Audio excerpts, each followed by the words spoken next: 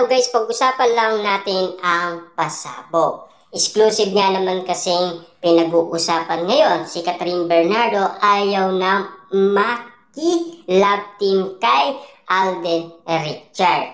Ayon sa ula. Yan kasi ang sinasabi na ayaw maki-love team si Catherine Bernardo kay Alden Richard. Ano kaya ang dahilan? Dahil alam naman natin merong issue noon nangyari sa kaganapan na ABS-CBN board.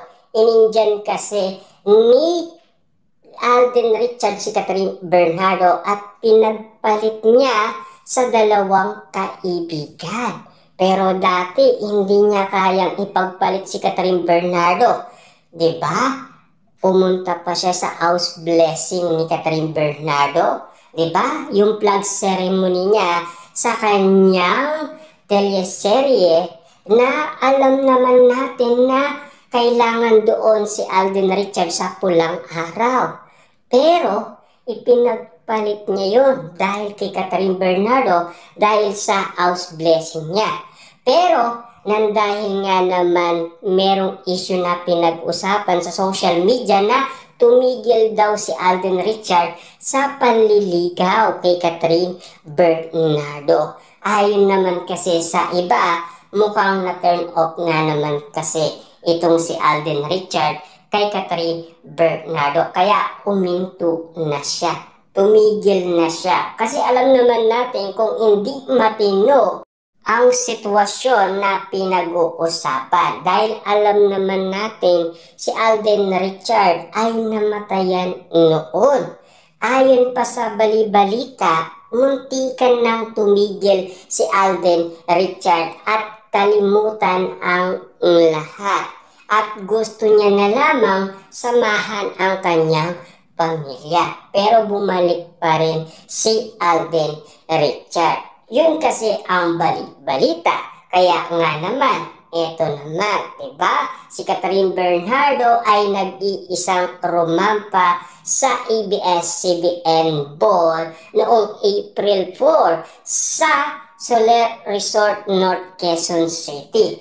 Pero mas mabuting wala doon si Alden Richard. Kita nyo naman, merong kaguluhan pinag-usapan, diba? Ayon sa bali-balita, Daniel Padilla at Kyle nagkagulo daw sa nasabing event ng ABS-CBN. At ayon naman sa bali-balita ni Sian Gasa, parang pinalalakas lang daw ng ABS-CBN ang nangyari sa ABS-CBN board. Hindi naman daw katotohanan yung nangyari kay Daniel Padilla at kahit, diba? At marami din naman kasing nagsasabi, diba?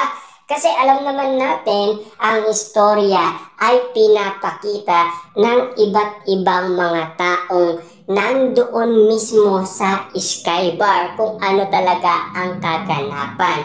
Ang naging issue lang dyan, yung sinasabi umano ni Christopher Min sa atin na nagkagulo daw dahil inamon daw ni Kyle at JK si Daniel Padilla. Yan kasi ang bali-balita. At nakita daw ni Richard Gutierrez yung dalawa na umiikot daw kay Daniel Padilla. Kaya nga naman napag-usapan niya. Kaya mas mabuting hindi nag-attend si Alden Richard. Parang nakatunog itong si Alden Richard, diba? At ito pa ang pasabog na issue. Catherine, deadma na kay Alden Richard. Yan kasi ang pasabog. Catherine, iniiwasan si Alden Richard. Kita nyo naman, nagkakaiwasan na. At lalo-lalo na, sabay nag-birthday umano si Catherine Bernardo at Julia Montes. Kita niyo naman, si Alden Richard walang regalo kay Catherine Bernardo. Samantalang kay Julia Montes, meron siyang regalo. At kitang-kita yan ng karamihan. At kaya nga naman pinag-usapan yan at pinagkaguluhan yan at pinagpepestaan.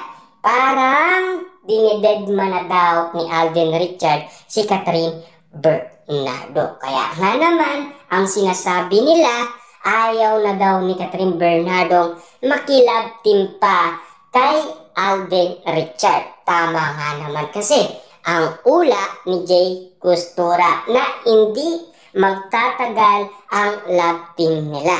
At ang sabi pa, hanggang love team lang sila at hindi sila magkakatuluyan. O kita nyo naman, tamang-tama talaga ang ula umano ni Jay Costura. Pero ang bagong ula ngayon, ito ang pinag-uusapan.